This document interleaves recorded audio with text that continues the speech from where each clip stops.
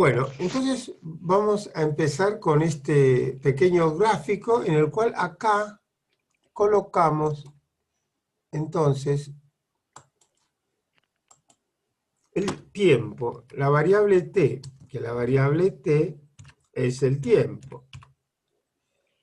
Entonces, si nosotros estamos acá en el momento 1 y acá en el momento 2, y supongamos una variable determinada, como es el esfuerzo que podemos realizar para una tarea, vamos a hablar el resultado, lo podemos llamar ventas, en el sentido de que las dos líneas verticales que corresponden a la función implica ventas. Entonces nosotros decimos, en el momento actual, este año, por ejemplo, 2020, ustedes cuando hagan el relevamiento van a encontrar que es un año que las ventas están muy bajas por diversas razones. El COVID es una de ellas, la más importante, como generador del aislamiento, que ya va desde el mes de marzo a noviembre, son 7 meses de aislamiento. Se liberó un poquito. Entonces, supónganse que las ventas están acá, y ustedes vendieron ahora, en este momento, 40. 40 algo.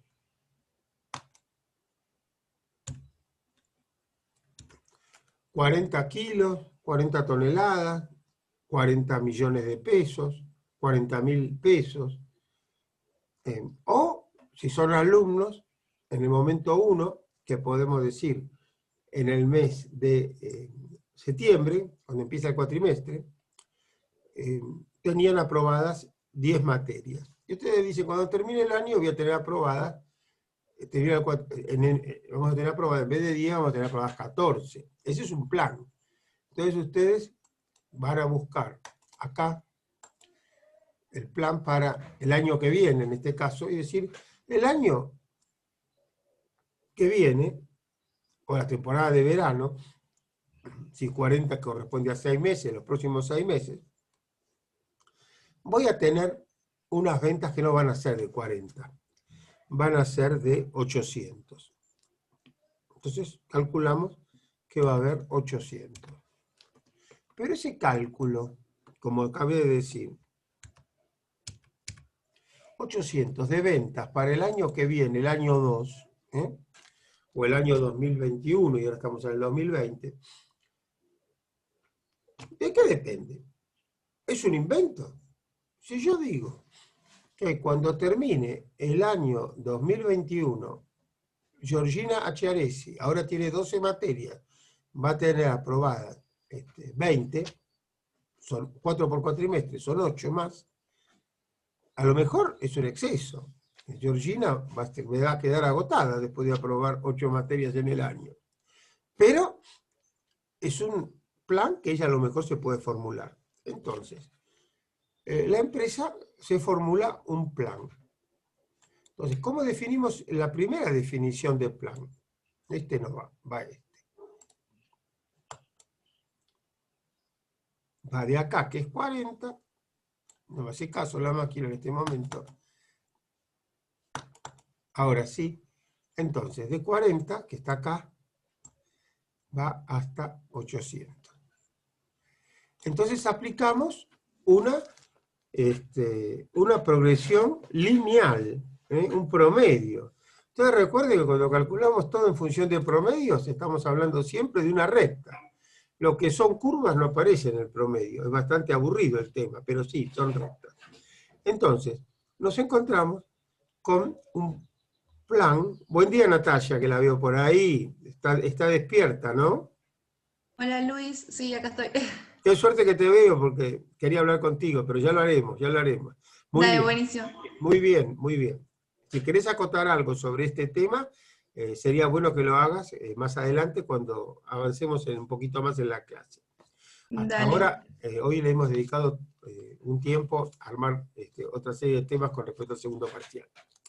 Bueno, yendo al tema concreto entonces de este plan, de pasar de 40 a 800, lo podríamos denominar entonces plan, porque un plan tiene que ver con la primera de las funciones propiamente de administración.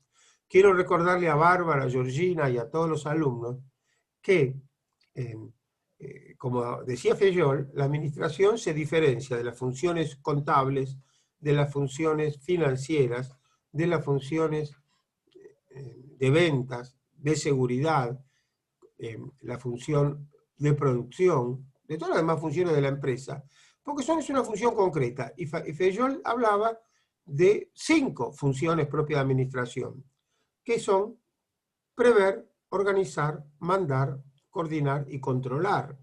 Observemos que empieza con prever y termina con controlar. Hoy hace 105 años que escribió eso y publicó. Hace mucho. Y no lo inventó él tampoco, sino que lo que está diciendo es que administrar implica prever, llevar a la práctica, lograr que otros ayuden, eso implica comunicar, implica motivar, implica organizar, dividir el trabajo, dividir y desarrollar los distintos variables o parámetros que hacen al diseño de la organización que voy a utilizar para llevar adelante eso que preví, que lo que preví tiene 2 aspectos, uno lo que hubiera sucedido de cualquier manera, y otro, yo que estoy administrador, que estoy haciendo algo para que suceda distinto, como yo quiero, que se modifique. Entonces, y por último, control. Control es fundamental. Sin control no existe el universo. Todo el universo está bajo control. El Sol, como decían los antiguos, gira alrededor de la Tierra en 365 días. Después, la Tierra gira alrededor del Sol, pero siempre en 365 días. No puede tardar 380 días, no, son 365 y un cuarto, y un poquito distinto, un poquito más insignificante. Acuerden que cada determinada cantidad de años el Papa Gregorio agregó un día, un bisiesto más, para coordinar que no son 365 días el año, sino que a veces hay que agregar un poquito más. Cada 4 años agregamos uno y luego en muchos periodos se agrega otro más. Sintetizando.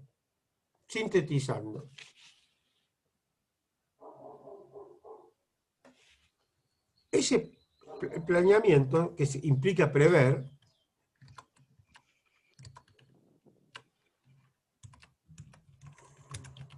podemos decir que es un camino del presente al futuro.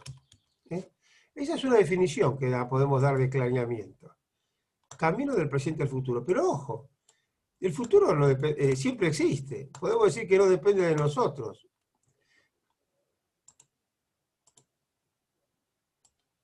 Bueno, ya está.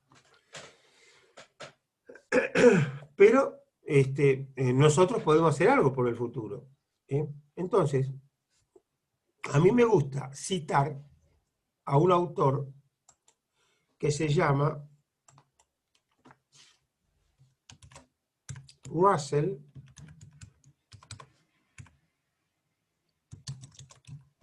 Ackoff. Y Ackoff menciona que el futuro consiste... No, vamos a citar enseguidita a Ackoff, pero vamos a citar autores clásicos antes. Entonces vamos a decir, antes de Ackoff, vamos a hablar, por ejemplo, de Patton, o de muchos autores que escribieron a principios del siglo XX, y han dicho que el planeamiento es la sistemática predeterminación de un objetivo y de los elementos o medios para lograrlo con el costo más eficiente. El tema es el costo eficiente, para eso estamos los administradores, para que ese futuro mejor al que aspiramos tenga un costo razonable. Entonces, ese es un tema interesante. El planeamiento se está refiriendo al futuro, no se refiere al pasado. ¿Cómo avanzar? ¿Cómo llegar a un determinado lugar? Entonces, Ackoff habla que a dónde tiende el planeamiento y menciona que tiende a lograr un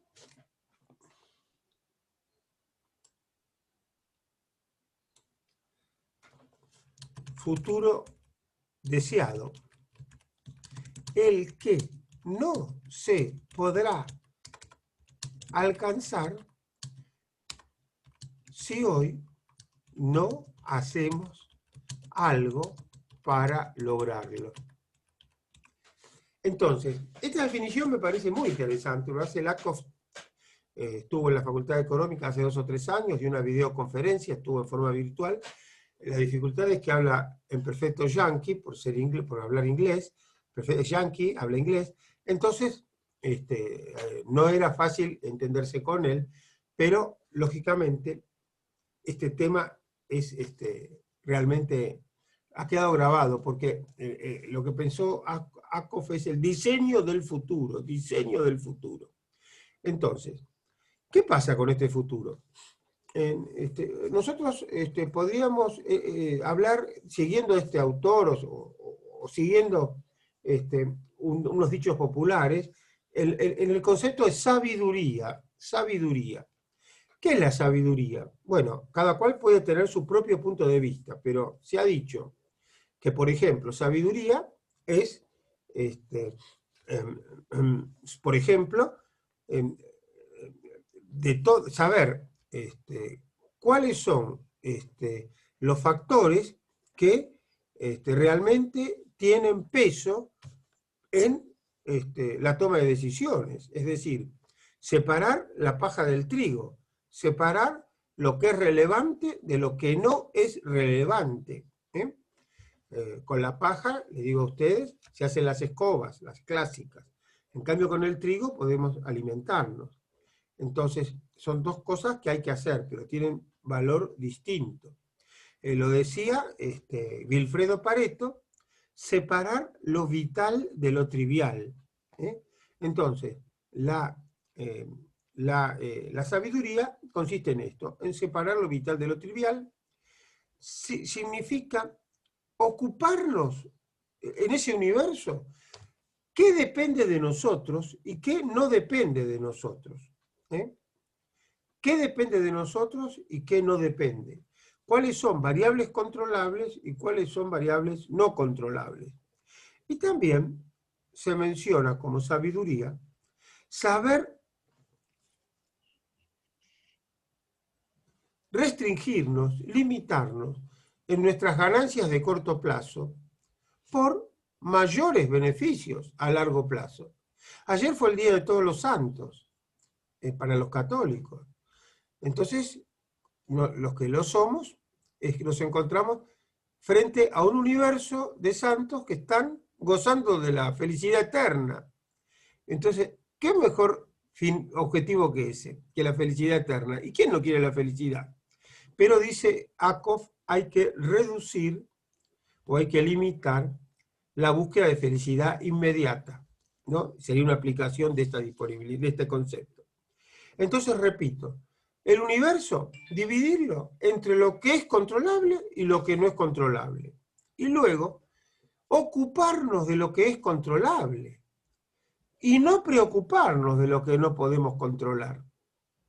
Eso es un tema muy importante en el planeamiento. No ocuparnos ni perder el tiempo en lo que no depende de nosotros. Entonces, acá entonces él plantea 3 niveles de planeamiento, como otros también lo han planteado. Un nivel estratégico, un nivel táctico y un nivel operativo. Entonces, cuando hablamos de nivel estratégico, estamos planteando largo plazo. ¿Qué es largo plazo? Y no sé. Pero se suele decir 10 años. Pero es más, porque ustedes se anotaron en la Facultad de Económica, después de haber hecho el secundario.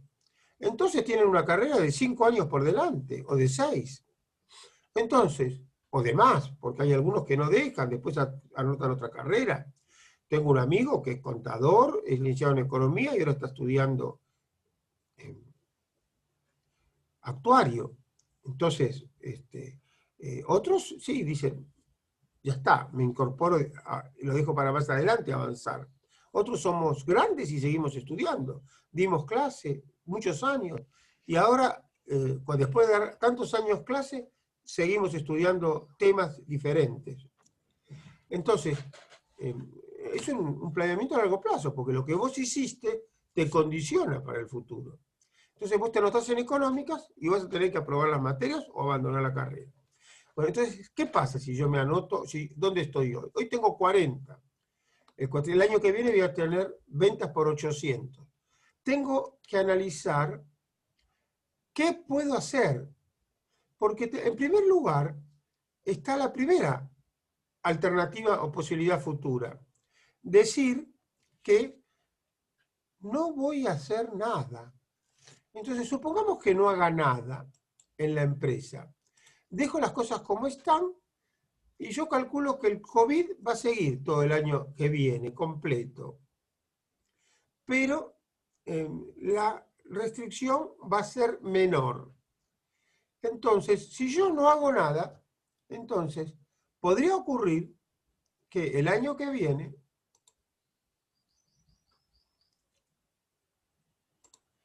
sin hacer nada, la proyección de mínima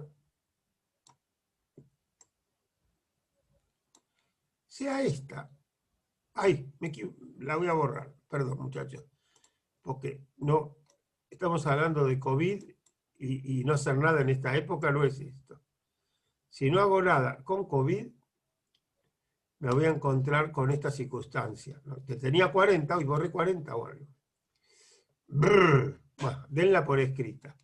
Entonces, no.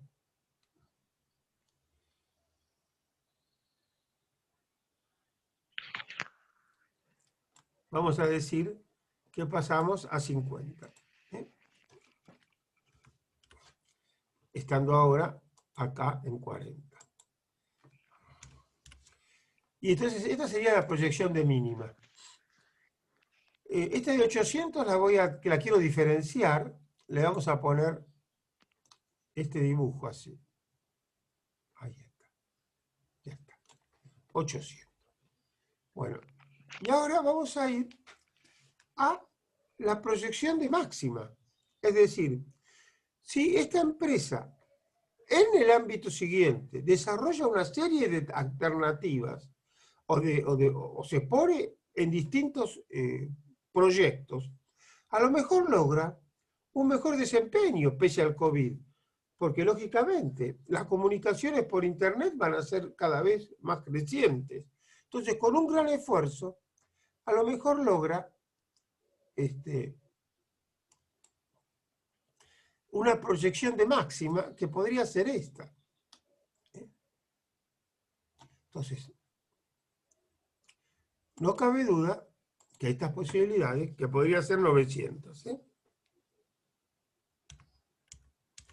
Estas serían las tres posibilidades o los tres parámetros básicos en los que podemos plantear el campo de nuestra decisión, lo que depende de nosotros. Es decir, nosotros hoy tenemos una situación de 40. Recuerden que lo que tenemos pertenece al pasado, ya no existe más ese pasado, es lo que nos dejó el pasado. ¿Qué tenemos que hacer para subir a 50? Dijimos nada, vamos a estar mejor de cualquier manera, porque peor de lo que estuvimos en 2020 es muy difícil que se vuelva a repetir. Ojo, podría ocurrir, pero yo no lo puedo medir ahora. Podría ser que hubiese un plan mundial de eliminación de la humanidad, y entonces el año que viene estemos peor que ahora. Eso podría ocurrir. Pero no lo tenemos en cuenta. ¿Por qué? Porque lo consideramos muy improbable. Y lo mismo, podríamos ganar más de 900, pero también lo consideramos muy improbable. Dije algo catastrófico como ejemplo, pero vamos a poner para la facultad. Yo tengo 40, en este momento tenía, habíamos dicho 12 materias. Supóngase que se cierra la facultad, sigo con 12 materias. Podrían anular la carrera de contador, tendría 0, pero eso es imposible. No lo consideramos serio. Bueno, pero si viene una bomba atómica desaparece la Argentina, y sí, podría ocurrir. Bueno, no nos olvidemos que una guerra nuclear, tenemos una base china en la Patagonia, y esa base china es un objeto de ataque. Y entonces por ahí sonamos nosotros también. Perdón, doy unas posibilidades. La realidad es que nuestro plan va a estar acá. Entonces, ¿qué es lo que nosotros nos tenemos que ocupar? De lo que depende de nosotros.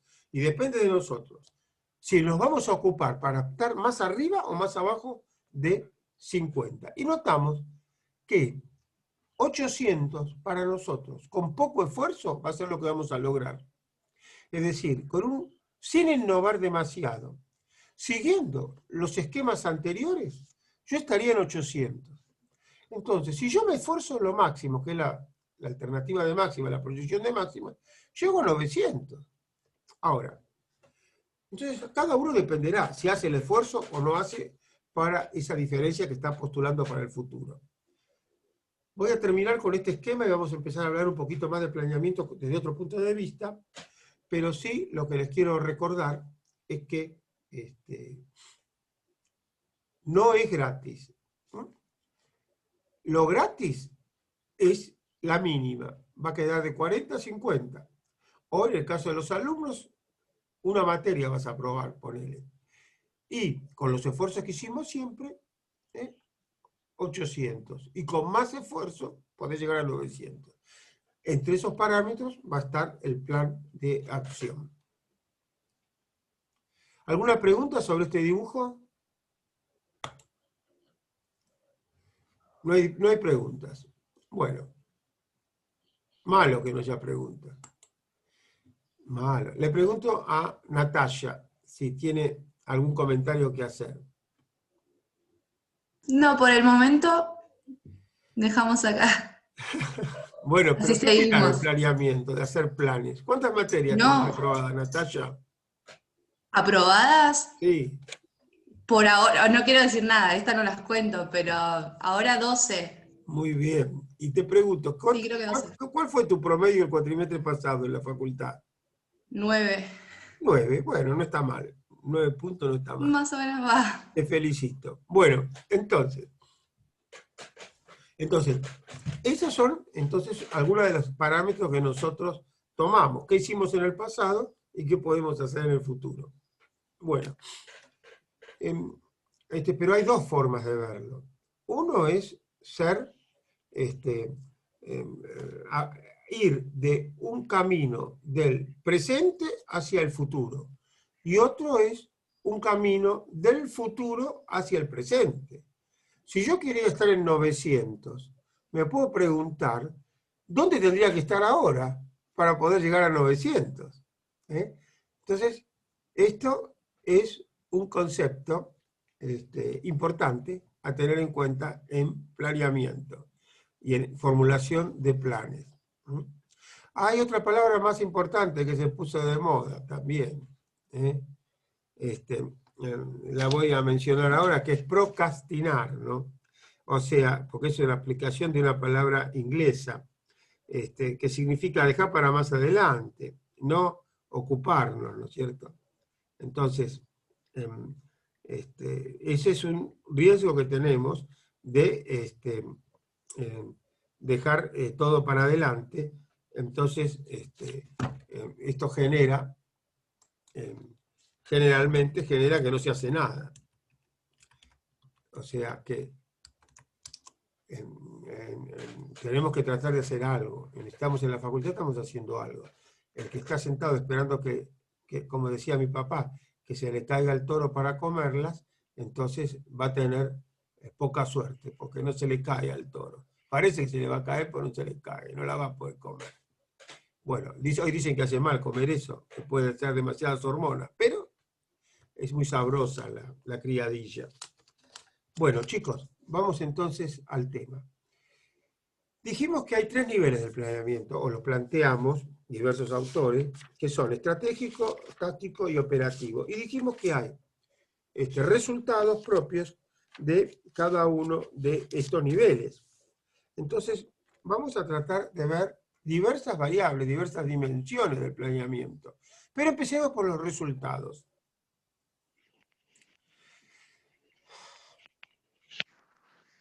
cuando hablamos de estrategias o planeamiento estratégico de largo plazo, estamos hablando de planes que tengan que ver con toda la organización, que tengan que ver con el largo plazo.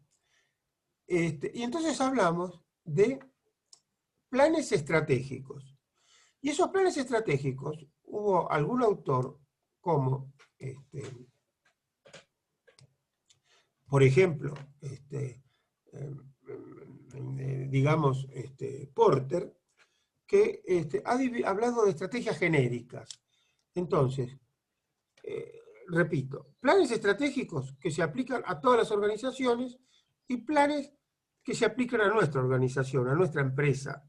Entonces, cuando es genérico, cuando es para cualquiera, es común, y creo que a lo mejor alguno lo tiene presente si se ha metido en el tema. ¿Cuáles serían las 3 estrategias genéricas de Porter? Mariano Montaini, le pregunto a él, si se acuerda, si leyó algo de Porter, que habla escribió un libro muy famoso hace 30, 40 años, que se llama Estrategia Competitiva. ¿Escuchó hablar de Porter, Mariano? La verdad que no, profe. Bueno, buscarlo en internet, lo vas a encontrar enseguida, y el material está a la venta, por supuesto, pero lo mismo para todo el resto, muy bien. Entonces, habla de, primero, diferenciación. Esa es una estrategia genérica para las empresas privadas, sobre todo, que corresponde cuando trabajamos en un ambiente que hay competencia. Porque observe que si hay monopolio, y esto es propio del Estado, el monopolio de muchas cosas, básicamente el Estado, habíamos dicho, y lo vieron y lo saben por otras materias, monopolizó el uso de la fuerza, que estaba en manos de diversos ámbitos en la Edad Media. Básicamente tenían fuerza los señores feudales. Bueno, a partir de la Edad Moderna fue monopolizado la fuerza en poder de los estados. Desde entonces está así, pese a que hay muchas veces guerras interiores, como la que ha habido o está ocurriendo en estos momentos en Armenia, pero existe ese monopolio. Y entonces el monopolio del uso de la fuerza genera el monopolio de lo que son monopolios naturales. En el caso nuestro podemos mencionar el agua corriente, la distribución de luz, las cloacas, el gas, son monopolios naturales. No es natural si yo tomo la energía del sol a través de una placa, de una placa térmica, o si tomo a través de el viento, energía eólica. Eso lo puedo hacer individualmente, pero una usina que lo distribuye en una zona implica un monopolio. Bueno, cuando hay monopolio, por lo menos económico, natural, porque es antieconómico tener 2 prestadores en esas circunstancias, entonces las reglas no son exactamente las mismas. Pero cuando hay más de uno, cuando ya estamos en 2 o 3 o 4, siempre hay una necesidad de diferenciación.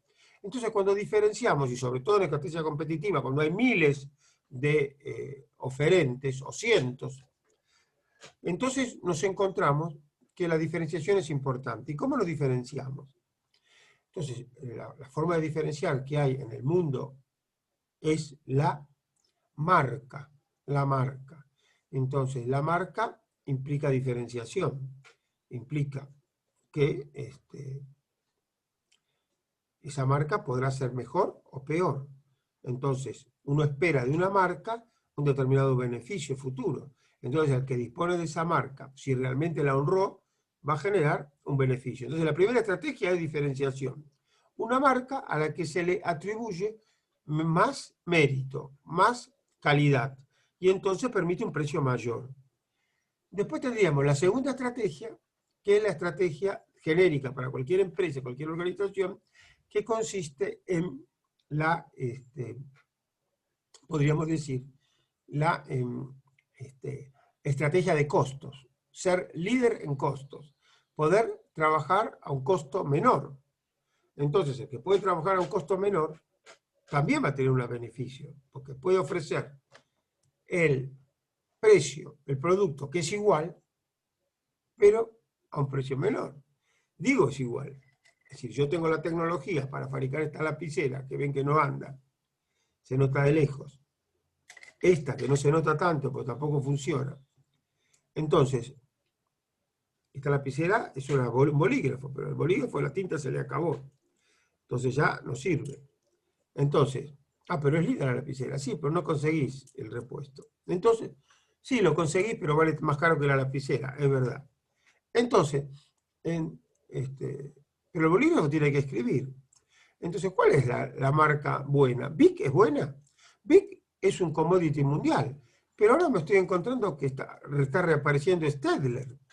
Porque si vos tomás una Bic, hoy día te encontrás con que no es transparente como esta. ¿Ven? Esta es transparente.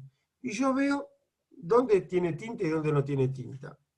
Ahora la Bic están viniendo vacías. ¿Cómo vienen vacías? Y qué sé yo si son originales o no. Pero vienen vacías. No vienen llenas, no escriben igual, escriben mucho menos.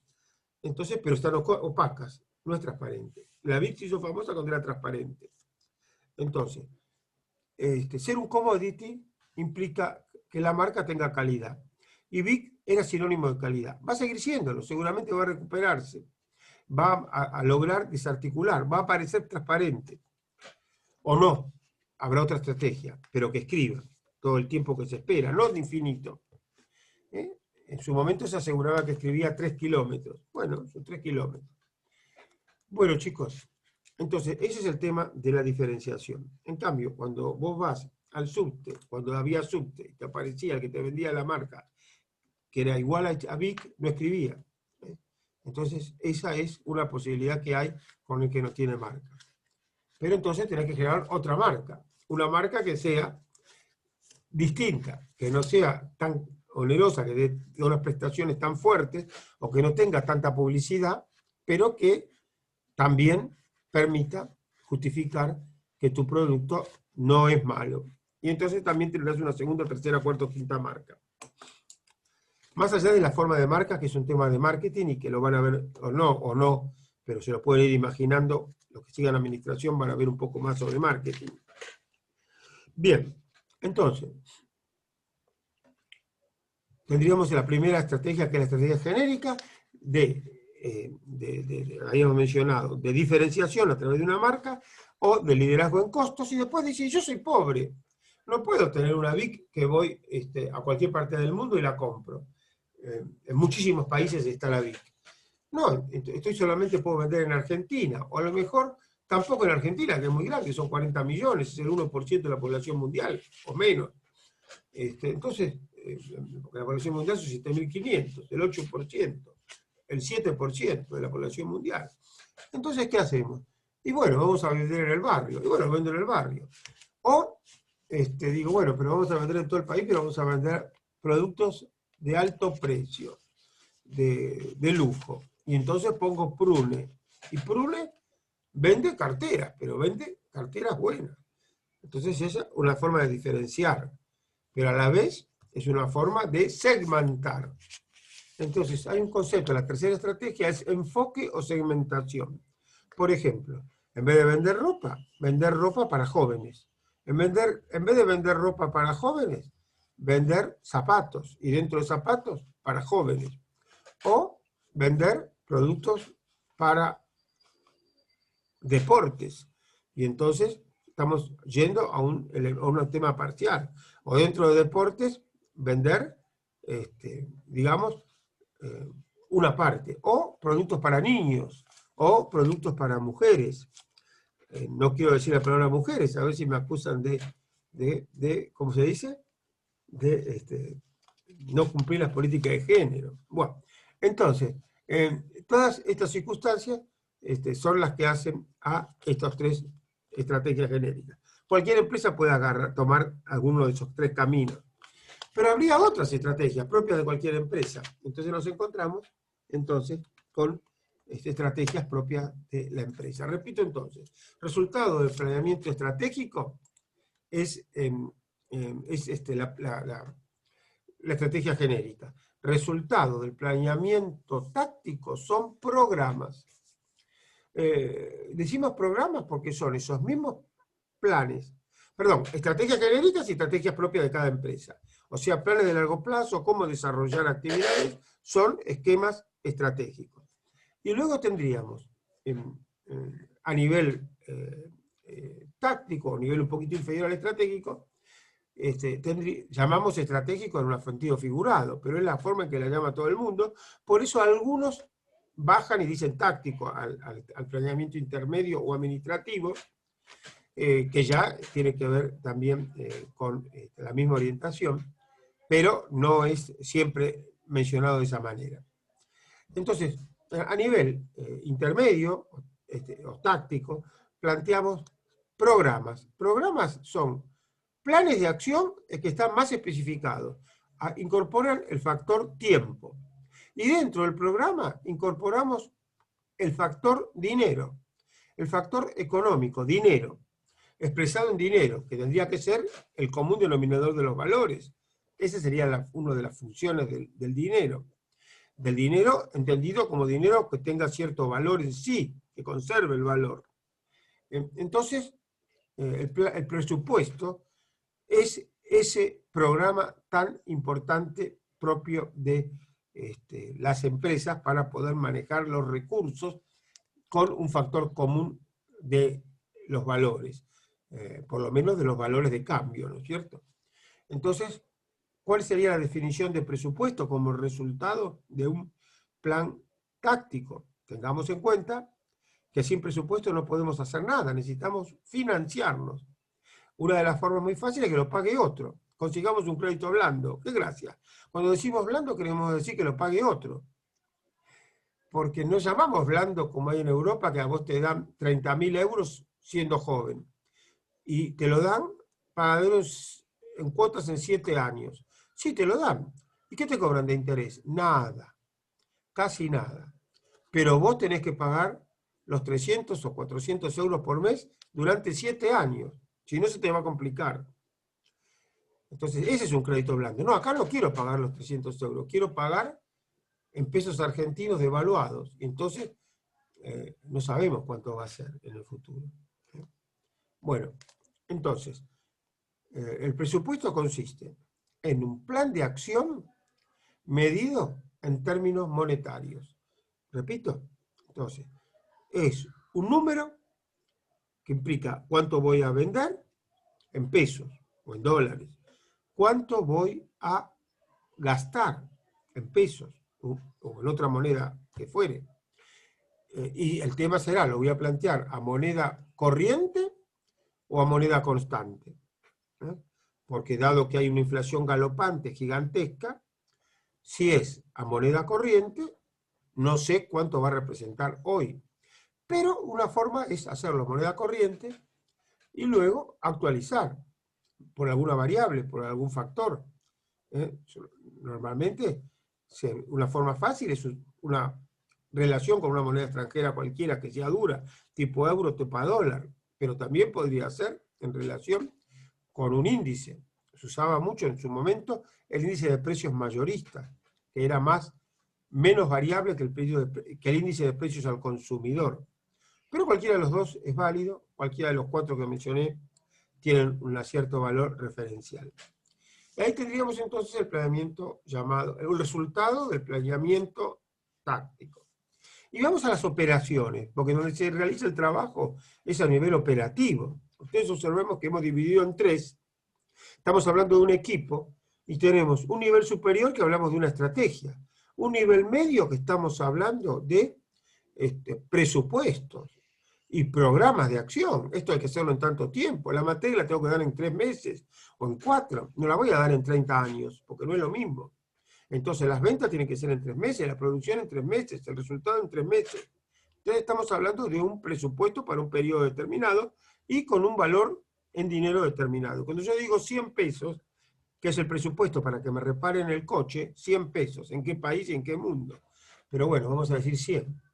Entonces tengo un pequeño arreglo, 100 pesos, y entonces, o 100.000, y entonces, si el mecánico me dice 100.000, no quiere decir que yo le voy a dar los 100.000. No, 100.000 para el mecánico es hacer un trabajo, y tiene que reparar y saber reparar lo que me encargué.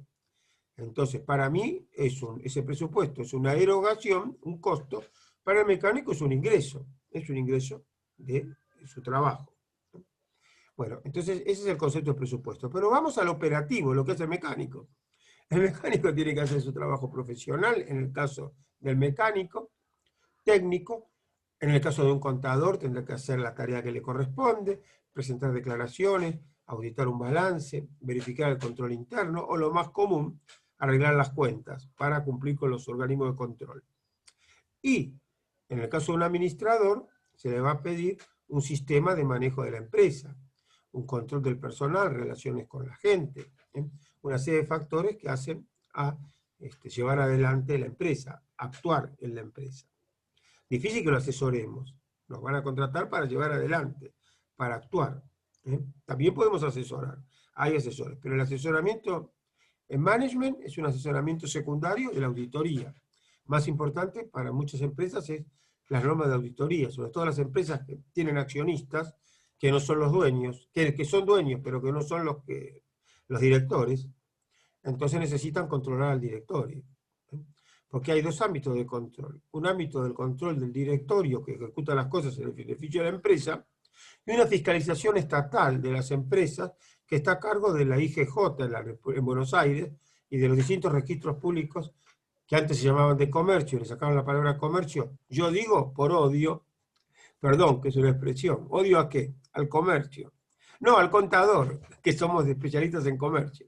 Pero no importa. Entonces, el registro público de comercio a nivel nacional fue eliminado, se llama registro. Pero, la palabra comercio, que es la IGJ, la Inspección General de Justicia.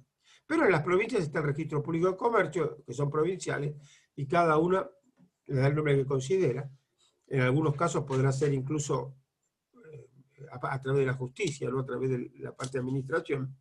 Bueno, ahí está la fiscalización externa. Y por supuesto, la más importante de todo para cualquier empresa es la que hace la FIP con respecto a los balances, ¿no es cierto?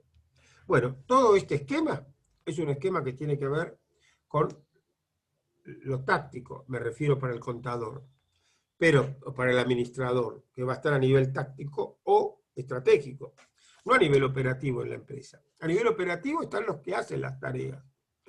Podemos ser también contadores y administradores y tocarnos estar a nivel operativo. Pero acá en este momento el profesor está a nivel operativo, porque está en una organización profesional como es la facultad, la universidad, y entonces le toca dar clase. Es lo más inmediato al cliente, que son ustedes, o usuarios, o estudiantes, que es el docente, el profesor. No hay otro contacto más que el docente. En cambio, entonces, el personal que está en ventas, si es que hay, es un personal operativo. El personal que está en producción es operativo. El que está reparando la máquina es operativo.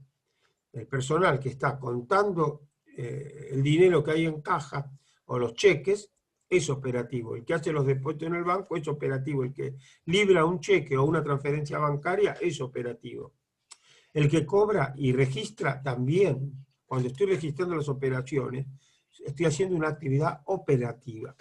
Entonces, en síntesis, la función operativa de nivel 3 es una función que es de corto plazo y que busca optimizar y utiliza un lenguaje matemático. Es un tema de ese tipo que hay que tener muy en cuenta. Y se realiza en diversos sectores de la empresa. En cambio, a nivel superior, a nivel estratégico, el lenguaje es nominal, es un lenguaje ambiguo, no es el mismo lenguaje que utilizamos a nivel operativo. Ese lenguaje, si lo utilizamos a nivel medio, es un lenguaje natural. Nosotros a nivel medio nos expresamos con los verbos, más que con los nombres. En cambio, a nivel estratégico, más que nada nombres, pocos verbos. A nivel medio, lenguaje natural, castellano, en el caso nuestro, o español, como dijimos que ahora ustedes dicen. Y luego tendríamos a nivel operativo, nos tenemos que poner matemáticas, cuántas horas de trabajo, cuántos días de estudio, cuántos parciales, en el caso de la facultad. Y luego tendríamos, también hablábamos de el método que se utiliza. Entonces el método a nivel estratégico es un método que podríamos llamar adaptativo, en vinculación con el medio. Tenemos que ponernos en relación con el medio, con el ambiente, qué se espera de la organización, qué demandas tiene la organización, cuáles son las demandas hacia la organización, y tratar de responder a esas demandas, o generar una oferta y pensar que va a haber una demanda, pero está vinculado con el ambiente. En cambio, más que nada, a nivel medio, el método llamamos un método satisfactorio, es decir, lograr resultados satisfactorios. No conseguimos lo mejor, pero tenemos que conseguirlo, lo que podemos. ¿Por qué? Porque hay un tiempo, hay limitaciones. Entonces, tal vez lo parodiamos a Sarmiento, no, lo repetimos, porque hay como dos refranes, uno opuesto al otro. Las cosas se hacen bien o no se hacen, dice uno, entonces no hace nada. Entonces Sarmiento dice, las cosas hay que hacerlas mal, pero hacerlas. Es decir, el que hace va a equivocarse y hay que corregirse, pero es importante empezar con el mayor cuidado, ¿no? Para no destruir lo que tenemos en nuestras manos, que se nos caiga la bandeja y rompamos todas las tazas, ¿no? Hay que hacerlas lo mejor posible, pero aunque salga mal, por lo menos la hicimos, pero con el cuidado y aprendiendo, que nos sirve para aprender el error. Entonces, repito los métodos: método adaptativo a nivel superior, método satisfactorio, satisfaciente a nivel medio, y a nivel inferior, optimizante. Porque si el profesor les da para leer 30 hojas del libro, hay que leer 30. Si le da 3.000, hay que leer 3.000. Ese es el método optimizante. Y si no me da para 3.000, tendré que ver qué puedo leer en un día o 2 días. Entonces, ahí sí tengo que ver qué es lo importante y qué es lo no importante en la lectura.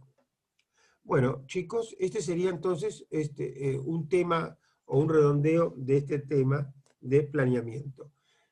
Por el día de hoy, así lo mencionamos y esperamos